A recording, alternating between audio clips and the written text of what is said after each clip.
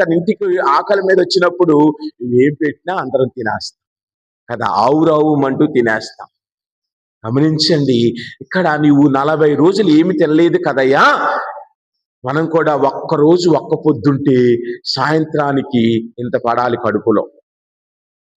ఒక్కరోజు ఫాదర్ గారు ఎందుకు ఈరోజు ఒక్క పొద్దున్నమన్నారు అనగానే పాప ఏదో కష్టపడి పోయిన ఆదివారం ఈటీవీ ఈనాడు పుస్తకం, మీరు ఈనాడు పేపర్ వచ్చే వాళ్ళు కాదు చదవండి, అందులో మామగారి ఉపవాసం అని ఒక కథ వచ్చింది.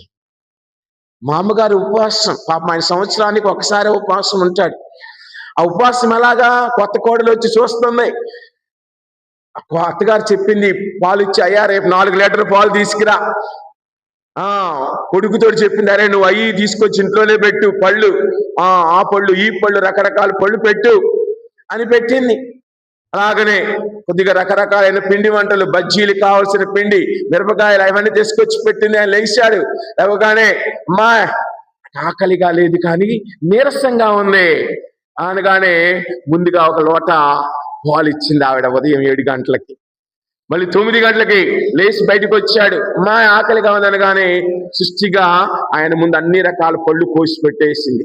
ఈ కోడలకు అర్థం కావటంలా, మామగారు ఉపవాసం అన్నాడు, ఉదయాన్నే లేవగానే ఒక పెద్ద లోట పాలు తాగాడు, తర్వాత 9 గంటలకు మంచి తిన్నాడు, మళ్ళీ 12 గంటలకు బయటకు వచ్చాలి. ఆవిడకి అర్థమై చక్కగా ఒక మంచి పెద్ద గ్లాసులు మజ్జిగ తయారు చేసి కడుపు నిండా ఇచ్చింది, అందులో రకరకాలవి కలిపి.